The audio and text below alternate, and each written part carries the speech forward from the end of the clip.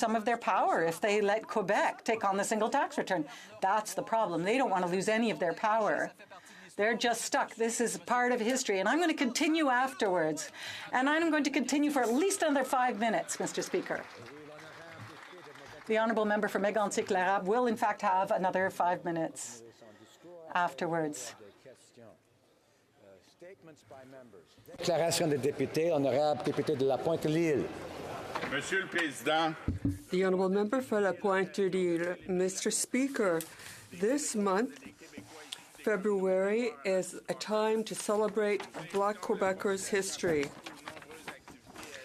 We urge the public to take part in the many activities that will be taking place all throughout Quebec for Black History Month. In Montreal, this is the 28th time we will be celebrating, and they're going to be talking about missing Black women. In Quebec, we will honour the 1001 Roots theme. There are various activities all over Quebec, from Rouyn-Noranda to Rimouski and Gatineau. There will be conferences, workshops, panels, and these will provide an opportunity to learn more about the contribution of Black communities in Quebec, as well as about their history, which we don't hear enough about. Let us enjoy the many artistic activities to celebrate this community. Mr. Speaker, today marks the beginning of the Lunar New Year for members of the Canadian Chinese community and Solal in the Korean Canadian community. We mark the arrival of the Year of the Pig, a great symbol of prosperity. Lunar New Year, Mr. Speaker, is an opportunity for members of our communities to reflect on the successes of the past year and look forward to new beginnings. It's also a great time to build deeper connections with our friends, families, and neighbors. On behalf of my riding of Willowdale, Mr. Speaker, I wish to mark this happy occasion as a year filled with peace, prosperity, good health, and great happiness. Gunshi Fat Chai, Gunhei Fat Choi, Gunshi Gunshi, Shi Nyen Kwai Le, Sehi Pok Mani Pateteo. Thank you, Mr. Speaker. The honourable member for Sturgeon River Parkland. Mr. Speaker, on Saturday, February 23rd, the Parkland Food Bank Aid Society is hosting their annual Coldest Night of the Year fundraising walk in support of those in the Tri-Region who are hungry, homeless, and hurting. Now, in my riding of Sturgeon River Parkland, we've been particularly hard hit by the challenges in the energy sector. Families who could once depend upon a reliable job are doing without this year, and organizations like the Parkland Food Bank are needed now more than ever. This year, the food bank's goal is to raise $50,000 to assist families who are struggling. I encourage everyone in Parkland County, Spruce Grove, Stony Plain, and beyond to donate their time and assist with this great cause. Together, we can help ensure that no one in this great country goes without. Thank you. Great cause. The honourable member for Orleans. Thank you, Mr. Speaker. Tonight, I invite all parliamentarians, senators, and their staff to attend the Public Institute of the Public Service of Canada reception. PIPC represents over 60,000 public service professionals across Canada, and a lot of them live in Orleans. Every day, public servants work hard to strengthen the middle class and improve the lives of all Canadians. C'est pourquoi les fonctionnaires méritent. This is why public servants deserve to be paid accurately and on time for the important work they perform. We have noted progress, and we're continuing to deploy efforts to stabilize the system until our public servants are paid accurately and on time. En bref. So if you and all others could join me this evening to recognize the hard work that these public service professionals do for all of us from coast to coast to coast. Thank you, Mr. Speaker.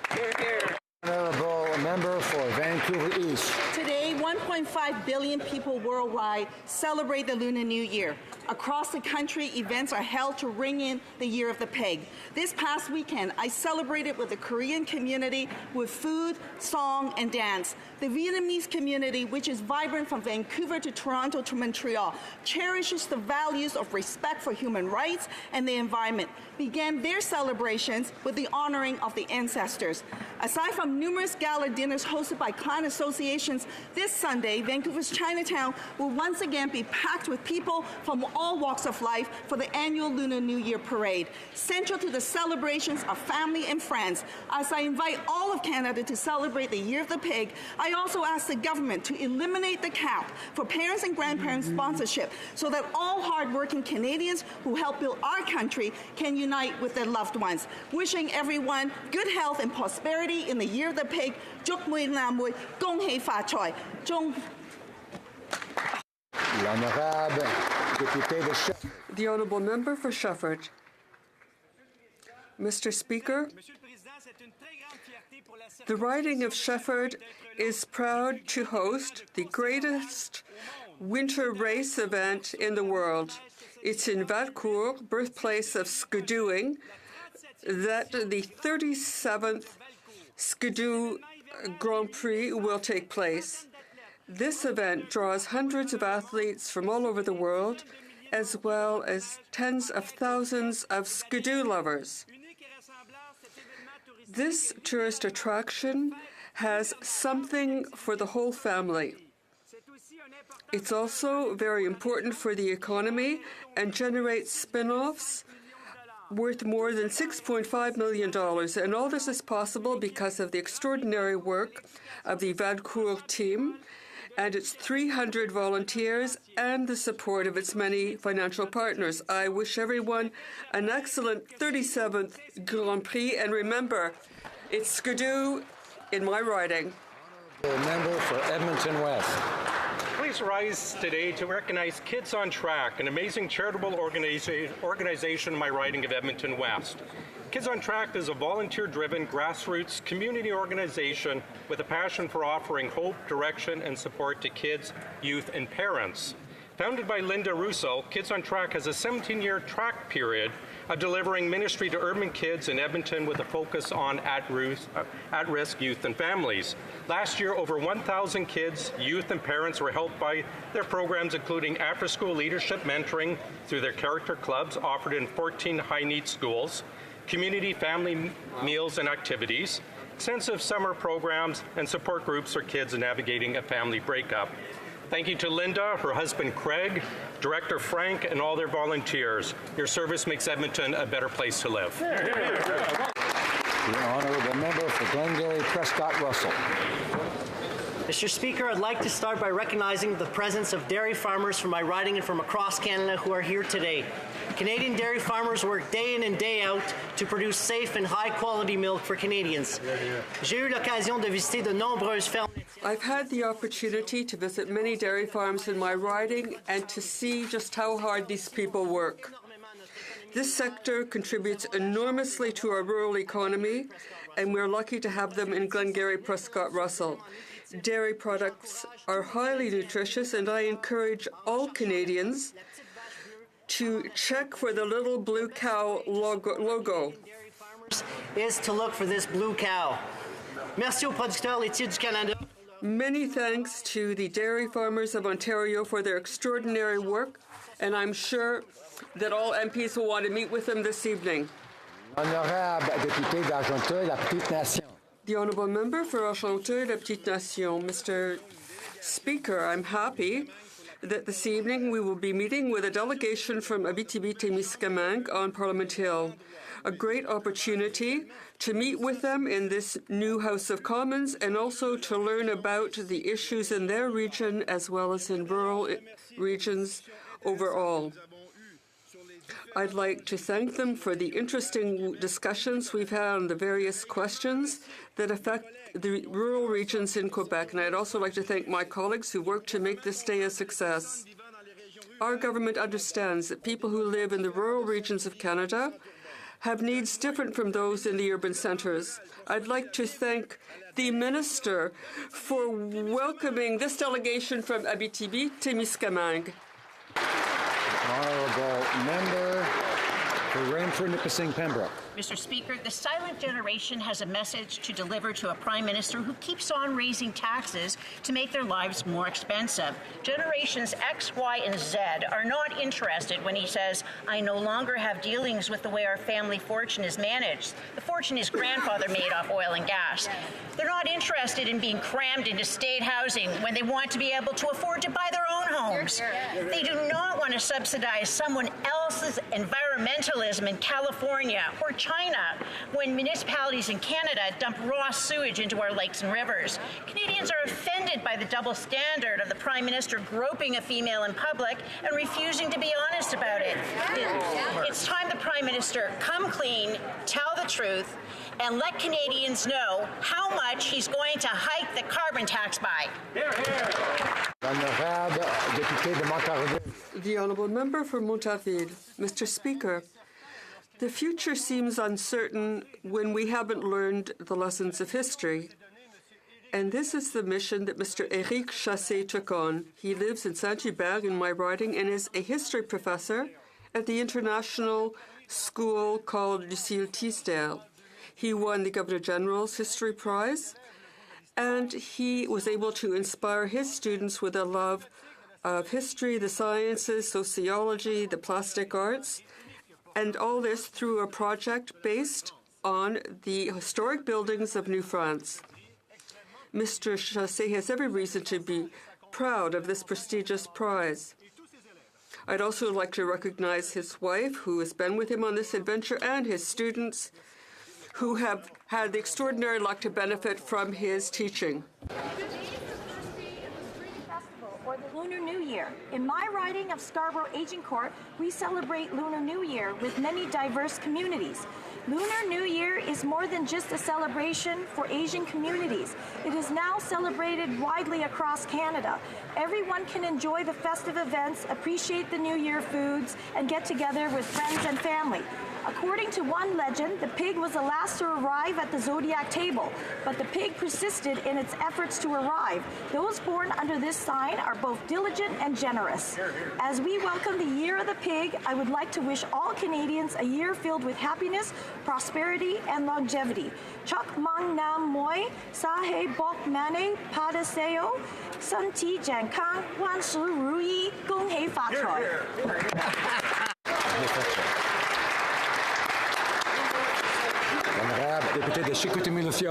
The Honourable Member for Chicoutimi-Le-Fjord. Mr. Speaker, the Prime Minister's mistakes are going to cost a lot to all Canadians, including those in my riding. We have a deficit that's becoming stratospheric. They seem to be out of control of this permanent deficit. They are not going to return to a balanced budget. The Prime Minister seems to only want to raise taxes of Canadians and make life more difficult for them. He says that he doesn't know how family finances are managed because he's never had to do it. He simply is not doing what has to be done, and the people in Chicoutimi-Le-Fjord deserve better. When will the government take the right turn? I think Canadians should make the right turn by voting for a party that will deal with the economy with integrity, efficiency, and intelligence. As part of Black History Month, we celebrate the many contributions of Black Canadians to our country and acknowledge the racial discrimination that continues to face Black Canadians living in our communities today. In Nova Scotia, Mr. Speaker, the Black community has been part of our province for over 400 years and has been facing discrimination ever since. In 1946, at the Roseland Theatre in New Glasgow, just minutes from my home, Viola Desmond was arrested for refusing to leave the whites-only section of the venue. Her refusal to accept racial segregation and her courage to take a stand for racial equality helped kickstart a revolution that improved the lives of thousands of people living across Canada. I'm incredibly proud that she now graces our nation's $10 bill, which serves as a reminder of the racism that permeated our social fabric for so many years. Other inspirational local stories, such as the No. 2 Construction Battalion, Canada's first and only Black battalion, or Henderson Paris's Marathon of Respect and Equality, give us hope that leadership from within the Black community can help change the attitudes of our entire society. But, Mr. Speaker, we all have a duty to combat racial discrimination. So this month and every month after, when I see Viola Desmond on the $10 bill, I'll be reminded that we have to remain vigilant to ensure that we are not discriminated against on the basis of the color of our skin.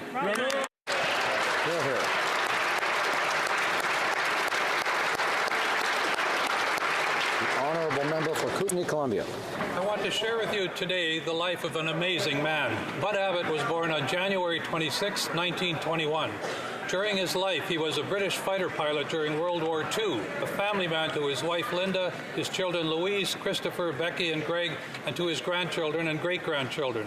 A Rotarian, a volunteer for mental health, Salvation Army, Meals on Wheels, Heart and Stroke, reading with elementary school children, singing with seniors, and starring in community theatre. He was Cranbrook's leading man for 59 years. What made Bud truly amazing was he did all of this up until just a few weeks before his 98th birthday, with an incredible memory for music, an insatiable desire to learn, a passion for theatre and for the people of Cranbrook. He was a community icon, a model for how to live your life as a senior, and a much-loved friend to many.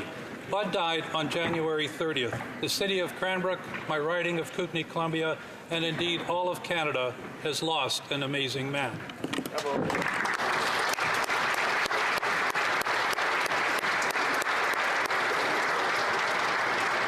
Honourable member for Edmonton Manning. Mr. Speaker, life keeps on getting more expensive under this Liberal government. Whether it's increased payroll taxes, the carbon tax, or the Liberal massive deficits, one thing is clear: this government has a spending problem. The scary thing, Mr. Speaker, is that this government doesn't even recognize it has a problem. They flaunt their reckless spending and chastise the very idea of fiscal restraint, even though they campaign on returning to balanced budget this year. One thing is certain, Mr. Speaker: today's deficit turned into tomorrow's taxes. The Prime Minister doesn't seem to mind, though. His entire plan depends on making life more expensive for Canadians. Mr. Speaker, Canada's Conservatives understand that this isn't sustainable, and that is why we are proud to be the only party in this House to care for taxpayers. Thank you. Honourable member for Vancouver Quadra. Canadians celebrating Lunar New Year, and take this occasion to acknowledge the important role and contributions of Asian Canadian communities in Canada. In 2019, we celebrate the Year of the Pig, an animal symbolizing wealth and good fortune. During this time of new beginnings, we reflect on successes of the past year and look towards new opportunities. In Vancouver Quadra, the University Neighborhood Association always hosts a colorful and fun family event. And in Vancouver, Chinatown's Lunar New Year Festival Day is legendary. I can't wait to attend these and many other celebrations to mark the Lunar New Year with friends and constituents. I wish all Canadians a successful Year of the Pig, replete with peace, happiness, good health, and great prosperity. Sin Yen Kwai Le, Kung Hei Fat Choi.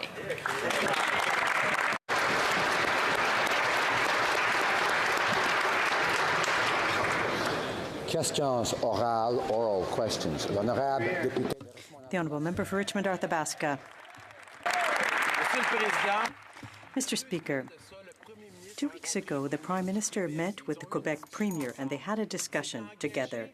And he committed to taking a look at the possibility of a single Quebec tax return. But the problem is that this morning, the Prime Minister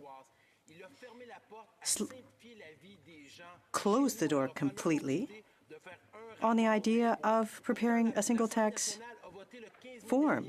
But the National Assembly adopted a unanimous motion calling on the federal government to respect Quebec. Will the Prime Minister stand and tell his members? The Right Honourable Prime Minister. Mr. Speaker, we will always defend the interests of Quebecers and all Canadians.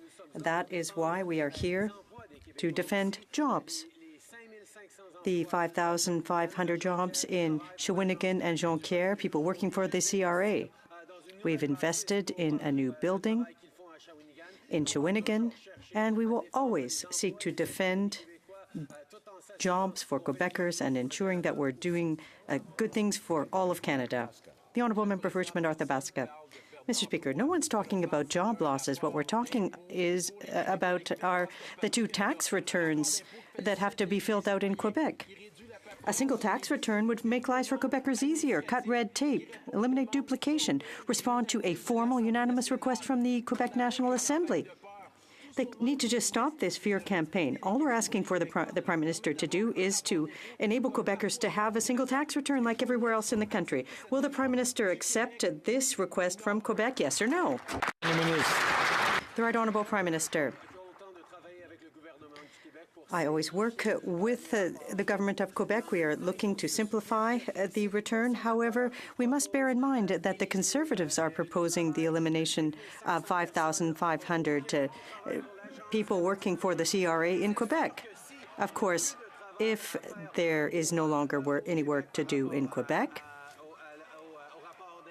on the tax return, those jobs would be at risk. And the Conservatives don't understand that in fact, it shows that they don't understand what the realities of everyday Canadians. The honourable member for Carleton. The Prime Minister famously said, and I quote, "I no longer have dealings with the way our family fortune is managed." Good problem to have, Mr. Speaker. Unfortunately, because he's never had to balance a household budget, he thinks budgets balance themselves. He's not worried about costs because he makes others pay for his mistakes. The problem is that his never-ending deficits will sooner or later lead to higher taxes. Will he be honest with Canadians and tell them before the election how much taxes will go up and who will have to pay? Prime Minister. We know the members opposite don't understand anything about transparency and accountability, but I put my portfolio in a blind trust so that I can work on the responsibilities as a leader and indeed as a Prime Minister with impartiality. But it's interesting that they won't ask that same question in English that was just asked in French about giving to Quebec a single tax filing. I will always stand up to defend the interests of Quebecers and indeed all Canadians, but I was also stand up for what's good for Canadians and stand against pandering to the provinces. Honourable member.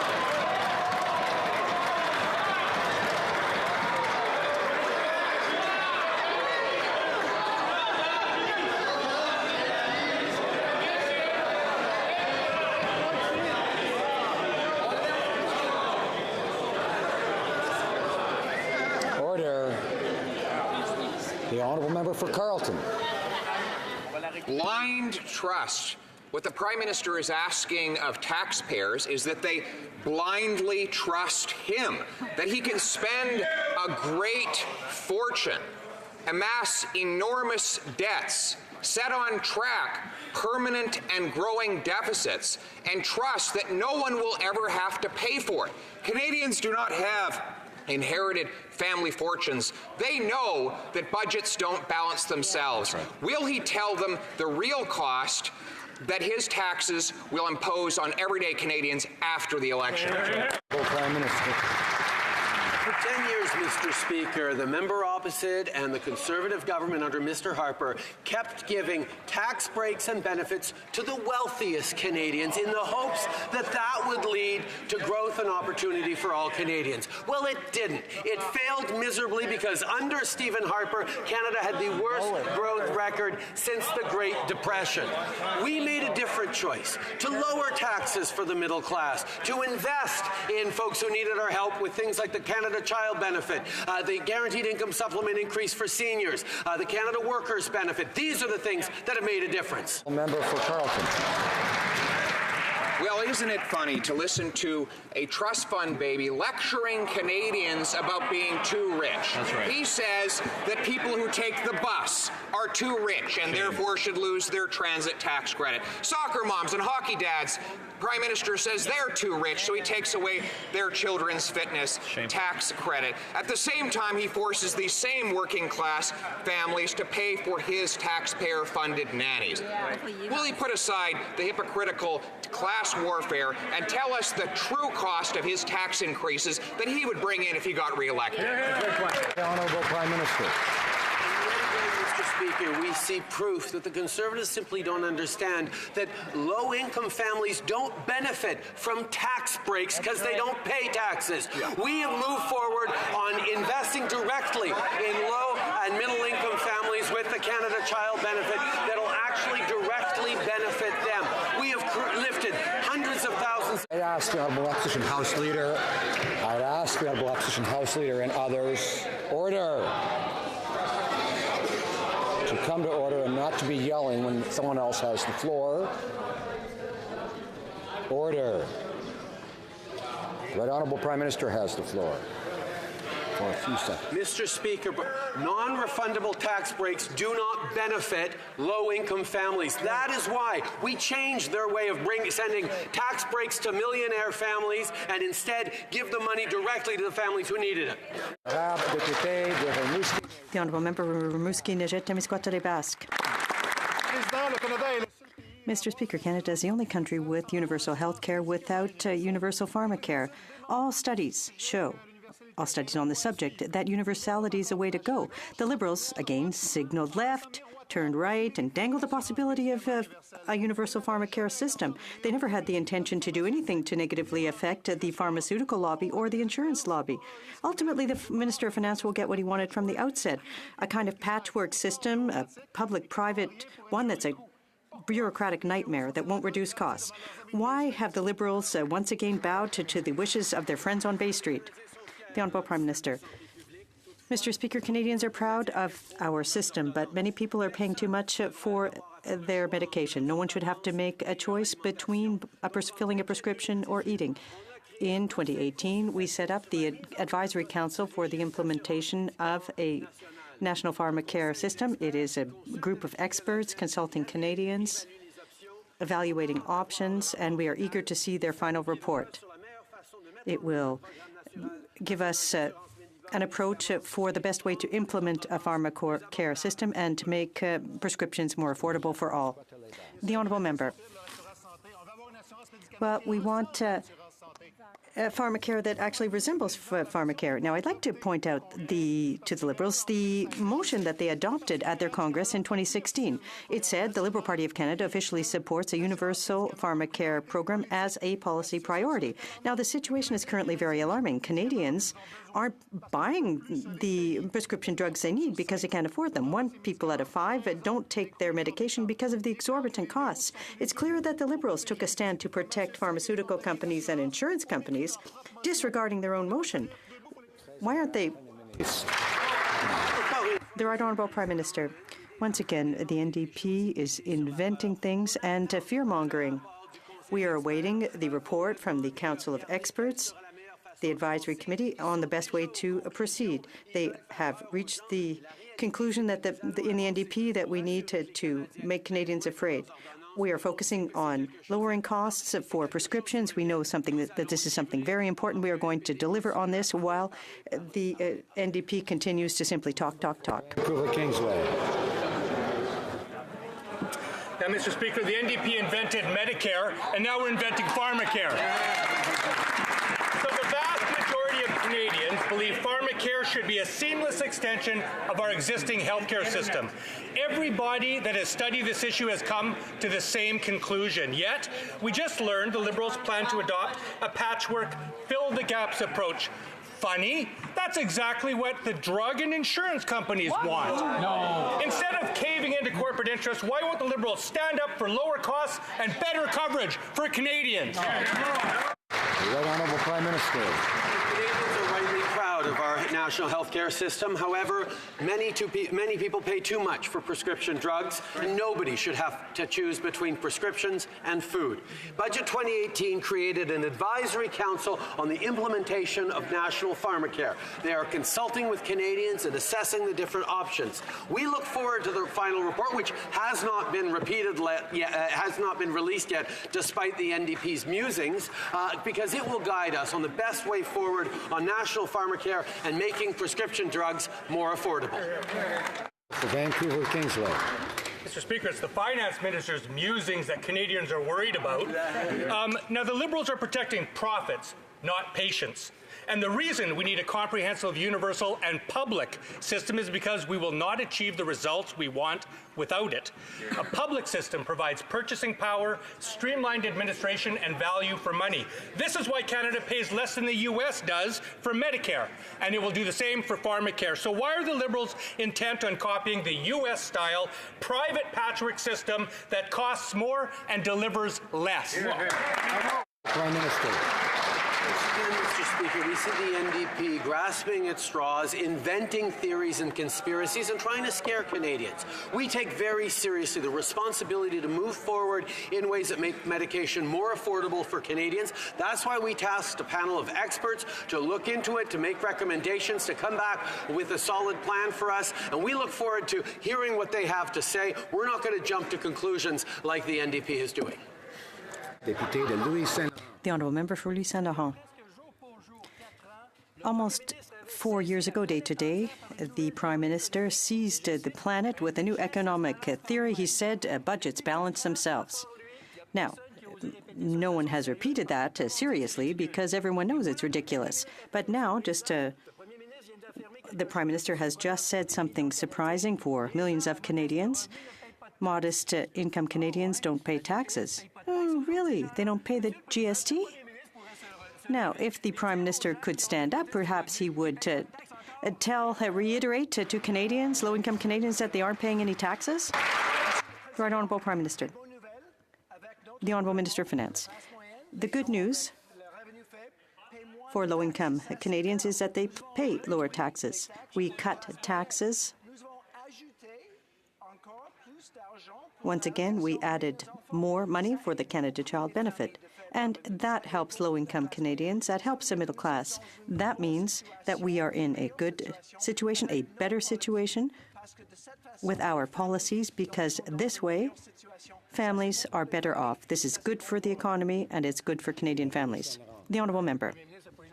Too bad the Prime Minister didn't have an opportunity to answer. I offered him an opportunity to repeat his ridiculous policy that doesn't apply to Canadians. Now, what we know is that the Liberal carbon tax is going to apply from sea to sea to sea. We know that. But what the government has in hand a study. But what we're wondering is it's showing that it could be up to $300, and so that means $5,000 more for Canadian families. Is this another crazy idea by the Prime Minister that's going to go ahead? The Honourable Minister. There is support for putting a price on pollution. Only the Conservatives think that it should be free. We have a plan to reduce pollution and to invest in good jobs to grow our economy. We're going to continue. What's the Conservative plan to fight climate change? Speaker, the Prime Minister isn't being upfront with Canadians. Government documents reveal that the Liberals have a plan to hike their carbon tax 15 times higher than it is today. That's an annual $5,000 carbon tax for all Canadian families, including those families that are struggling, unlike what the Prime Minister just stated earlier.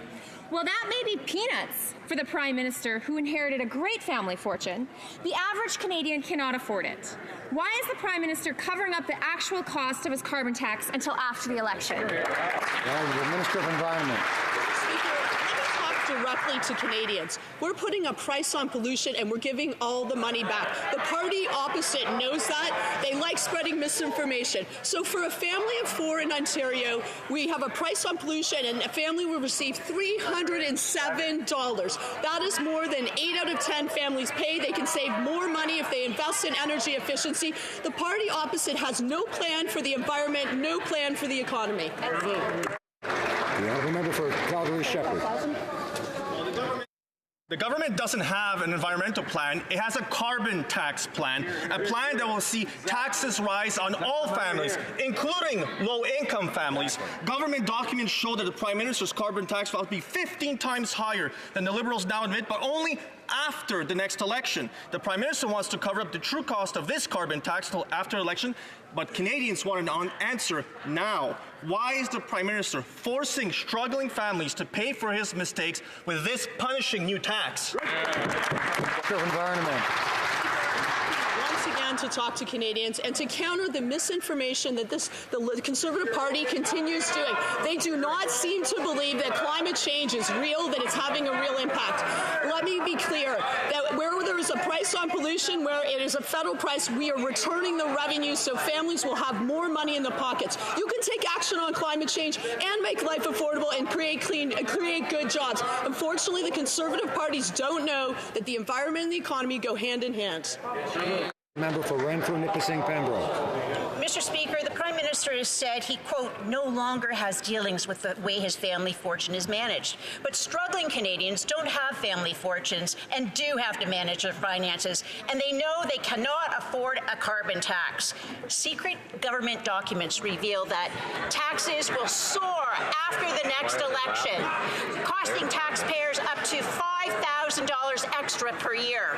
When will the Prime Minister come clean, tell the truth, and let Canadians know how much he plans to hike his carbon tax by? The Minister of Environment.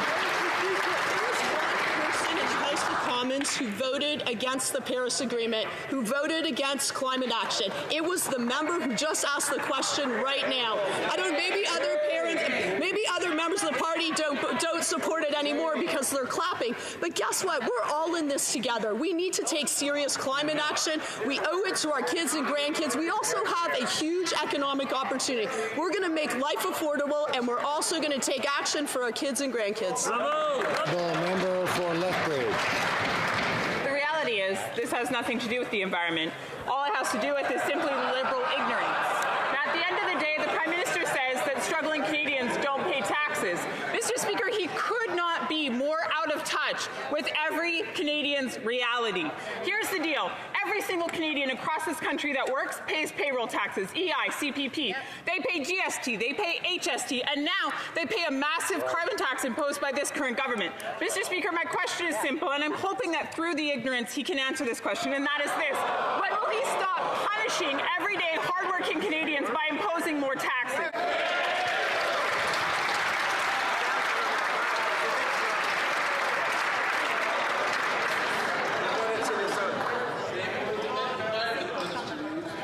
The Honourable Minister of Finance. Mr. Speaker, I think we need to be very clear. The party, the Liberal Party, our government, voted in favour of reducing taxes on middle-class Canadians. We went further than that. We introduced significant increases to the Canada Child Benefit, helping families to do better as they raise their children. The Conservatives, they voted against these changes. So what they did is they put forth their plan, which was not to reduce taxes on middle-class Canadians and not to increase benefits. We have decided that the most important way we can help those families is to actually lower their taxes to make sure they're in a better situation for the future. The Honourable Member for Saint-Hyacinthe-Bagot. Mr. Speaker, 1.4 million children are living in poverty in Canada, and more than a third of these children need to use food banks to eat. These statistics are alarming and unacceptable. I'm fed up with the Liberals' talking points where they say we've lifted hundreds of children out of poverty. It's all smoke and mirrors when more than 1 million children are suffering. The Liberals aren't doing enough to lift children out of poverty. I'm not the one saying that. It's Food Banks Canada. So when will they finally do more? The Honourable Minister for Social Development.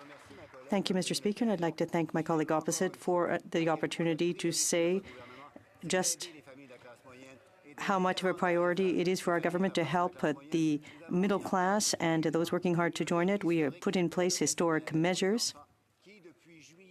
The Canada Child Benefit, which has lifted many children out of poverty and their families. It's an historic measure. These aren't talking points. These are real impacts that we are having on a daily basis. The Honourable Member for Rosemont-La Petite Patrie. For weeks now in Europe, thousands of young people have been mobilizing to call for real action on climate change. And here, students are prepared to take to the streets. In Davos, a young Swedish girl, Greta, put out a heartfelt cry for her generation. What are the Liberals' decisions? They continue to give billions in subsidies to the petroleum industry. They're wasting our money by buying an old leaky pipeline. And they're going to miss the weak Conservative targets. When will the Liberal government listen to young people and take the urgency of dealing with climate change seriously? The Honourable Minister. I'm very happy to stand and talk about our ambitious plan for climate change. We are putting a price on pollution across the country. We are investing historic money in renewable energy. We are phasing out coal, and we are taking action for communities. We're working to support companies that are creating clean energy jobs. We have a plan for the economy and the environment because they go hand in hand. Mr. Speaker, this government promised a client-focused Canada Revenue Agency and to crack down on offshore avoidance, and it has failed spectacularly. Tax professionals and taxpayers across Canada say compliance has become harder under this government, and a single tax return would simplify life for Quebecers. Why won't the Prime Minister actually listen to Quebecers and give them a single tax return? The Honourable Minister of National Revenue.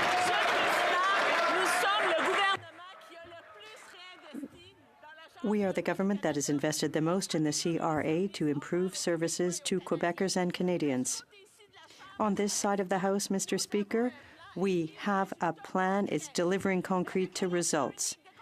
The single tax return by the Conservatives, well, they have no plan for it. Job losses, no plan.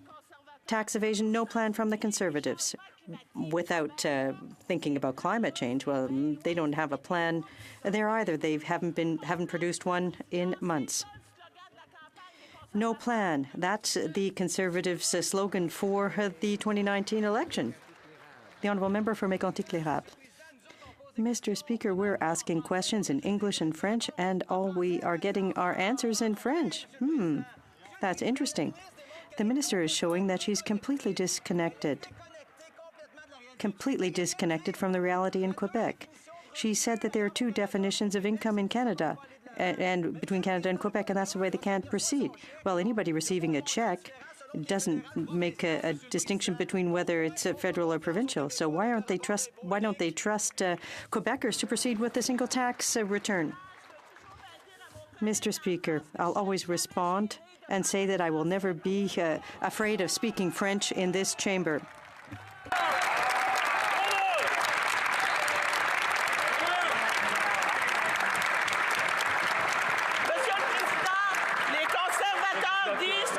Mr. Speaker, the Conservatives keep talking about a single tax return and thinking that it's a simple administrative agreement. That's not the case. The Canada Revenue Agency are real people, Mr. Speaker. They're people working in Shawinigan, and I met with the 1,300 employees there. These are real Canadians. Honourable Member for Aurora, Oak Ridges, Richmond Hill.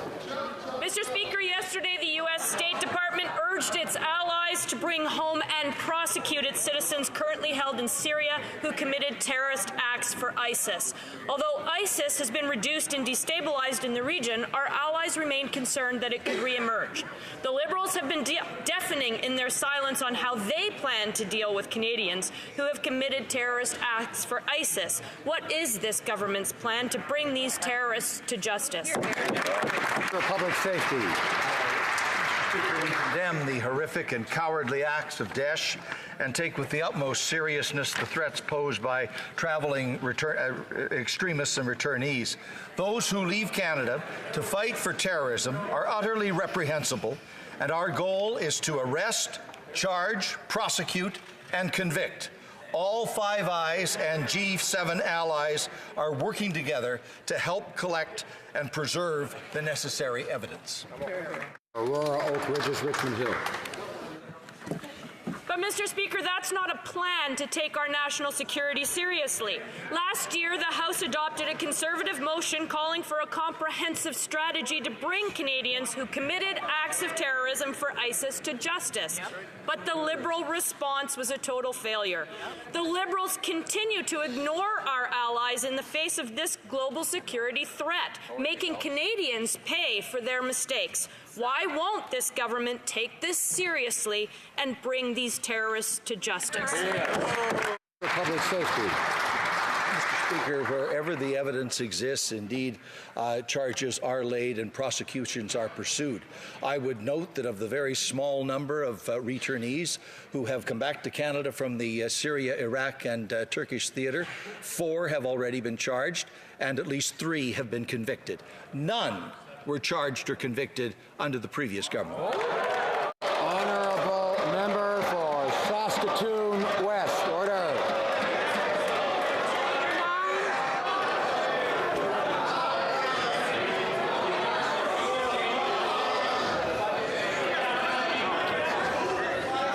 My apologies to the member for Saskatoon West for perhaps calling upon her before the House was quite ready. I trust it's now ready.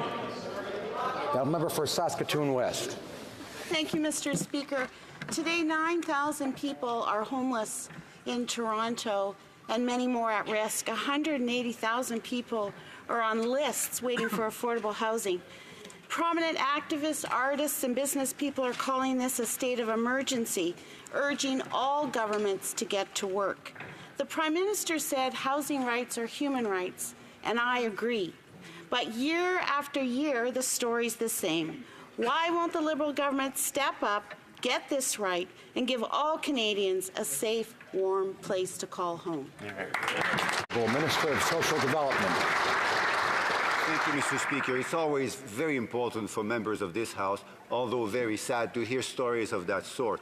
And that's why from day one, we made it very clear that every Canadian has a right to access safe and affordable home. And that's why since 2016 we have invested more than $5.7 billion in helping 1 million families across Canada. And that's why November 2017 was a historic date, at which time we announced the first ever national housing strategy, which is going to decrease chronic homelessness by at least 50% and give hundreds of thousands of Canadians a safe and affordable place to call home.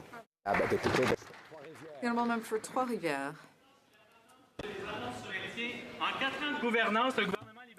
In 4 years, the government may have done absolutely nothing for Mauricie.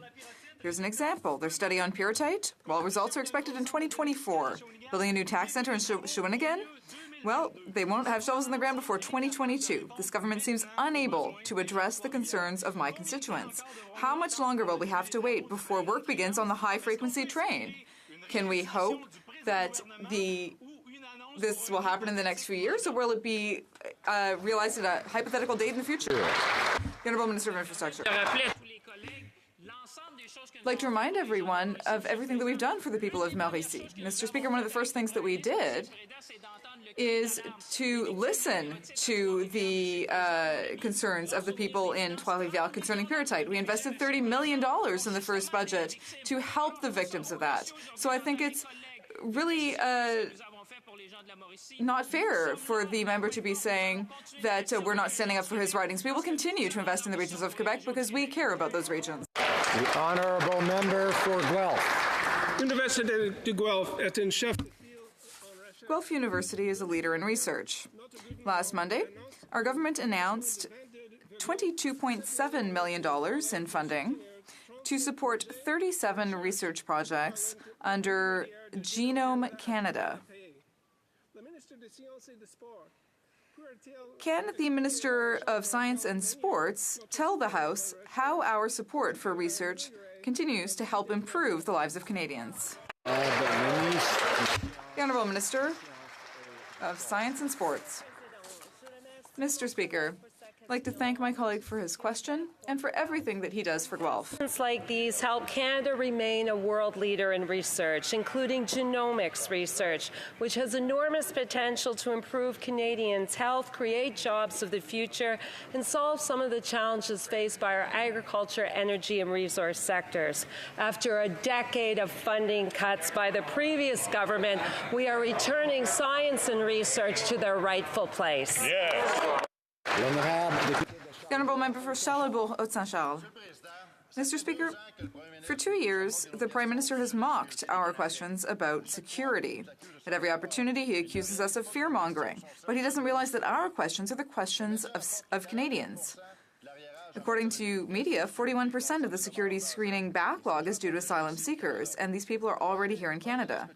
Can the Prime Minister confirm this? Or will he accuse the media of fear-mongering too? Security. Mr. Speaker, our government will never compromise the safety and the security of Canadians, and we will not engage in the politics of resentment and fear. Regardless of how they arrive in Canada, all claimants are thoroughly screened by the hard-working men and women of CBSA, and they do this in partnership with the Department of Immigration and the RCMP. And unlike the Harper Conservatives, whose deeds rarely match their rhetoric, we are taking concrete measures to allow our border officers to do their jobs, to ensure they have the resources necessary to protect Canadians. The Honourable Member for Charlebourg-Haute-Saint-Charles. As I said, Mr. Speaker, today the Toronto Star reported that this is the case, not the Conservatives. So, does the Minister think that the Toronto Star is fear-mongering? I guess we'll have to see. Now, they said that 0.2% of asylum seekers processed were considered a threat to Canada, but there are over 11,000 people in the country who have not yet been assessed. In less than 3 years, the Prime Minister has managed to make our immigration system and our borders untenable for our border officers. Can the Prime Minister guarantee that those who have not been assessed and screened do not pose a risk to Canadians? Border security. Let me just correct that misconception that the member has shared with us. First of all, let me assure everyone that the CBSA screens virtually everyone who seeks to enter Canada to determine their admissibility. This can happen to a foreign national being issued travel documents, and in the case of all people making asylum claims in Canada, additional screening takes place when they arrive. Mr. Speaker, I've gone to the border. I've watched CBSA, the RCMP, and IRCC conduct these examinations. They take biometrics, photographs, and fingerprints. They check the available databases. They screen these individuals to make sure there is no criminality. Member for Calgary Nose Hill. Well, Mr. Speaker, for the House, let me define what virtually screened everybody means. 11,745 people were not screened. Many of them illegally entered our country. This is reported today by the Toronto Star. Is this true? Minister of Border Security. Let me assure the member and all members in this House that every individual who arrives at our border, regardless of whether they arrive at a point of entry or irregularly at our borders, are subject to rigorous background screening to ensure there is no criminality or threat to national security. And what the member may be referring to is part of the process of determining eligibility. There are further screening background checks conducted by CBSA on behalf of IRCC to ensure that anyone who is admitted as an eligible asylum claimant in this country has been thoroughly vetted. The Honourable Member Order for Calgary Nose Hill. So this is a fairly easy yes or no question, and one that Canadians should have an answer to. Today, the Toronto Star reported that 11,745 people have not had their screening completed. Is this true? Yes or no? Minister of Border Security. Mr. Speaker, allow me to share with that member what is true. Last year, CBSA processed over 90 million entries to Canada safely and securely. As they do each year, they constantly review their processes. Every person who has arrived at our border seeking asylum, irregularly or irregular port of entry, is subject to a thorough screening before they're allowed admission. There are additional screening measures and inquiries made as part of the immigration eligibility and refugee eligibility process, and those processes continue well after the person enters the country. I remind colleagues the idea is here that we have one side talk and then the other, not everybody at once. And we need to be respectful of that process. The Honourable Member for Essex. Mr. Speaker, after being abandoned by GM, Oshawa's auto workers can't help but feel abandoned by the Liberals too. Conservative and Liberal governments like this one have failed to protect Canadian jobs from corporate greed. Because of their mistakes, thousands of workers are now fighting for their paychecks, fighting for the future of their families, fighting for their communities. And where is the Prime Minister? It just seems like he's given up. Why is this Liberal government letting GM get away with this betrayal? Well, Minister of Innovation. Mr. Speaker, we will never, ever give up on the auto workers. We'll never give up on the workers in Oshawa. We've been very clear that this is a priority for our government. I went to Detroit to meet with Mary Barra and also spoke with Jerry Diaz as well to talk about a solution. If there is a solution to be found, we will be at the table. We've been there before. We were part of investments, historic investments of $5.6 billion in the automotive sector, a trend that generated thousands of jobs and that reversed the 30,000 job losses that occurred under Stephen Harper. We got the job done and will continue to fight for the auto workers. The Honourable Member for Berthier-Masquinongé. Mr. Speaker, in rural areas, high-speed internet access is a necessity for families, small businesses, the self-employed, and farmers. And yet, there are still 240,000 households in Quebec that don't have affordable, high-quality internet access. This is an urgent problem, but the Liberals still don't have a plan to deal with this digital inequality. The Liberals are abandoning rural regions, just like the Conservatives before them. So my question is simple. When will we get a real strategy to get these regions connected? Development. Proud to rise as the new Minister for Rural Economic Development. Our government is committed to ensuring that we have high-quality, high-speed broadband in rural Canada. We know it's imperative for businesses to grow and succeed. That's why we're going to develop a rural economic strategy. Rural broadband will be an extremely important part of that, and I look forward to working with all members in this House to make sure that we deliver on that strategy. Thank you, Mr. Speaker. The honourable member for Calgary-Nose Hill. Mr. Speaker, I just asked the minister a pretty simple question, one that he should know the answer to, ostensibly. Today, the Toronto Star reported that 11,745 people, many of whom entered our country illegally, have not had their security screening completed. Is this true? Yes or no? Minister of Border Security. The member's right. That is a simple question, and I will answer it this way. Everyone that comes to enter into our country is subject to security screening by CBSA, and they do this in partnership with the RCMP and Immigration. As part of the process of determining their eligibility, there's an additional process of further screening that takes place, and there's a backlog as reported by the Toronto Star. But it's very important for all Canadians to understand there is no security threat to Canadians because every individual is screened for security concerns before they enter this country.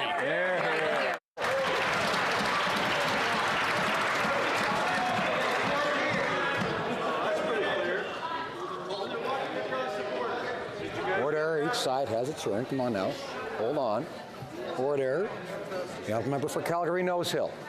Well, one could argue that it would be difficult to evaluate if someone posed a security risk to Canada if their security screening wasn't completed. Exactly. So again, the Toronto Star reported that 11,745 people have not had their security screening completed. Is this true? Yes or no? The Honourable Minister of Border Security. Mr. Speaker, everyone who enters the country, whether irregularly or at a point of entry, is screened to determine their admissibility into the country. Everyone, 100%, as part of the process of determining their eligibility for asylum under our IRB's process, there's an additional screening that takes place. We're working hard to deal with the backlog that they left to us, Mr. Speaker, and we will complete that process before anyone is admitted as eligible for refugee status in this country. The honourable member for Calgary-Nose Hill. The answer to this question is not yes and no. The Prime Minister has allowed 40,000 people to illegally enter our country, and today the Toronto Star has reported that 11,745 people have not had their security screening completed. This minister is in charge of this file, in theory, so he needs to answer this question. Is the screening completed? Yes or no? Minister of Border Security.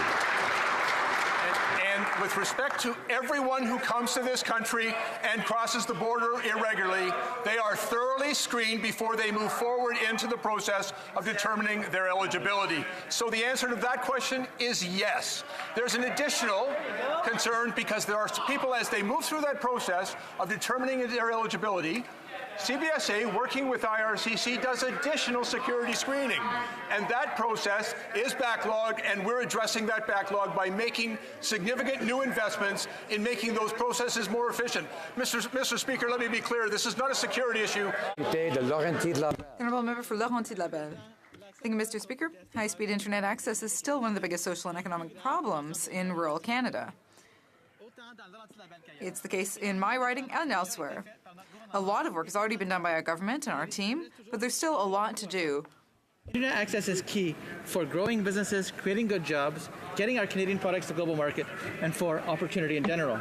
The new Minister for Rural Economic Development had this issue as one of the key priorities in her mandate letter. Can she update this House and rural Canada on her plans for the Internet? Thank you, Mr. Speaker.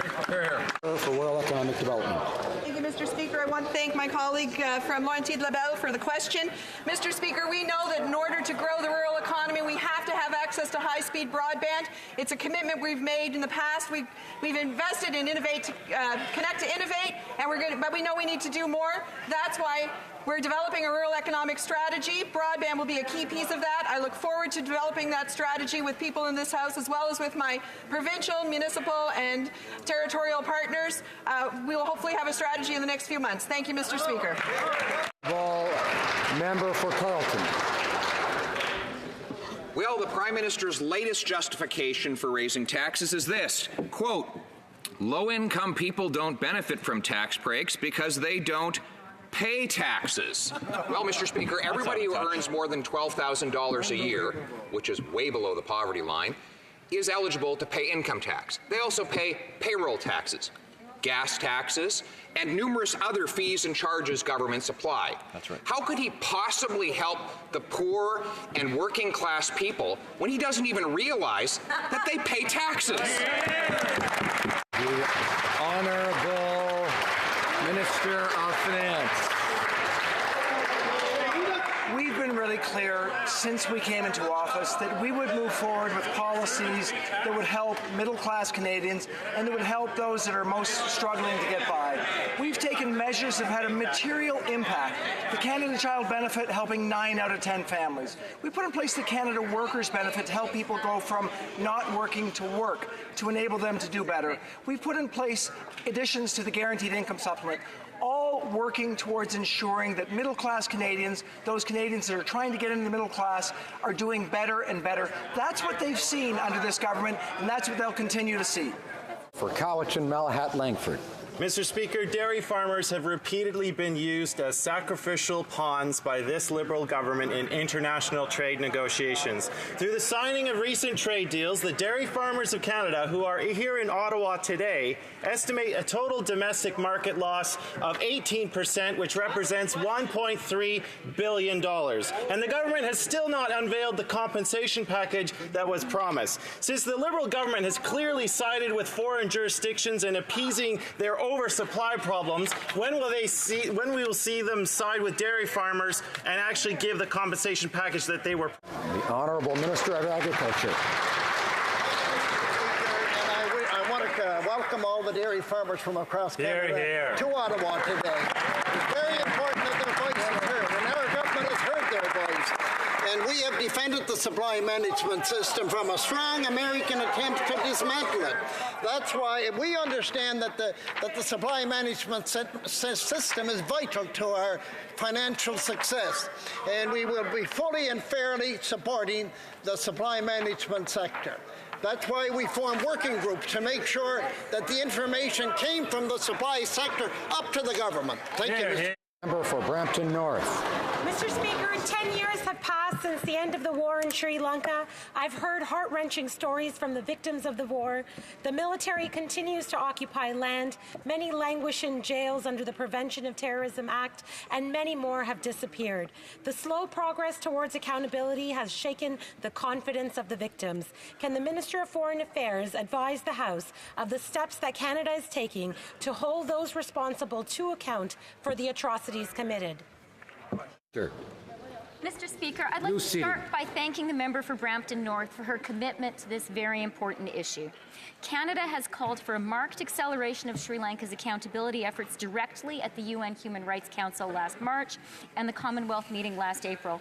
And Canada will join the United Kingdom, Germany, Macedonia, and Montenegro as part of the core group in supporting reconciliation, accountability, and human rights in Sri Lanka, working toward the upcoming Human Rights Council session. Thank you.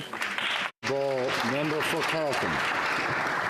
Again, the Prime Minister says, and I quote, low-income people don't benefit from tax breaks because they don't pay taxes. Mr. Speaker, anyone earning $12,000 or more, way below the poverty line, is eligible to pay taxes, income taxes, GST, payroll taxes, and other taxes. Does he understand the appalling arrogance of a millionaire trust fund baby accusing the working poor of not paying their taxes?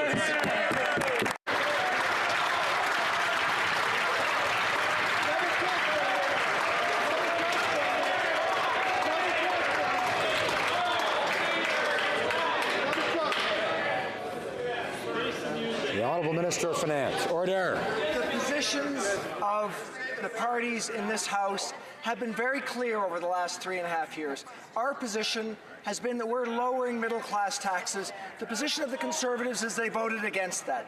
Our position is that we're going to increase the Canada Workers' Benefit to help people to get into work. The Conservatives voted against that. Our position is we're helping seniors, single seniors, with an increase in their supplement. The Conservatives voted against that. Clearly, we are helping middle-class Canadians, those working hard to do better, and we will continue to do so. The Honourable Member for Joliette. Mr. Speaker, the federal government paid $4.5 billion to buy an old pipeline, and there was no negotiation. It was like, how much do you want for the pipeline? $4.5 billion? Okay, here's the check. Then add $9.3 billion for the expansion of the pipeline. To deal with the deficit and fight climate change, can the Minister of Finance finally stop pouring all of our money into dirty oil? The Honourable Minister of Finance. Mr. Speaker, we know that it's very important to have access to international markets for our resources. That was why we considered the purchase of the Trans Mountain Pipeline. This is something that was very important for our economy and for our resource sector. We will continue to consider how we can move forward with the project in the right way. The Honourable Member for Joliette. Let me continue, Mr. Speaker. I'd gotten up to $13.8 billion to purchase and expand Trans Mountain. To that, add $2.7 billion in tax relief for the oil industry over the next 5 years, and $1.6 billion in support to the industry, and $840 million if the Liberals buy the train cars to transport their dirty oil. Total, $19 billion, just like the deficit. Is this Bay Street Minister of Finance aware? Hey, let me finish here. Is he aware that his deficit is due to dirty oil?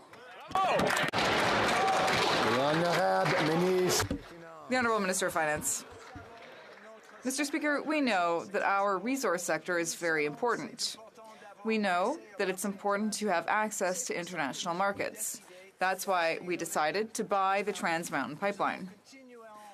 We will continue with our approach to improve the resource sector and improve our economy overall. Member for Nunavut. Thank you, Mr. Speaker. My question is for the Minister of Intergovernmental Affairs, Northern Affairs, and Internal Trade. The Minister will know that the Kivadlik Inuit Association has been working very hard to advance clean energy solutions that will create economic development opportunities in the region. Work fully supported by the Government of Nunavut. Investments to support projects like the Kivadlik Hydro Fiber Link are fundamental to creating a sustainable economy for Nunavut. Can the minister assure us that advancing critical projects like this to grow and modernize badly needed investments in Nunavut communities will be a priority in the coming budget? Thank you, Mr. Speaker. Minister of Intergovernmental and Northern Affairs. Mr. Speaker, I want to thank my colleague from Nunavut for his question and for his support also of this important project. Mr. Speaker, as you know, we've prioritized reducing the reliance on diesel in rural and remote communities. This hydro fiber link would represent a very important step forward in providing renewable and affordable energy and high-speed internet to many communities, open up economic opportunities for those communities. We've worked with the Inuit Association, Mr. Speaker. We've also worked with Premier Savikitak and his government, and will continue to do so. Comme il est l'honorable député de Charlebourg, Haute-Saint-Charles, se lève avec un appel au règlement. The honourable member for has a question. This has to do with my colleague who talked about an Islamic group. There were people who were deported by the Conservative government. There was a Mr. Maguire. Order, please. This seems to be a debate, and you know that the Speaker cannot be involved. The Honourable Member, the Honourable Minister with a point of order. Yes, Mr. Speaker, all members in this House have the right to express them in the official language of their choice. My critic criticized my speaking French, and that is an attack on this House, especially when they defended the cuts to French services by Harper and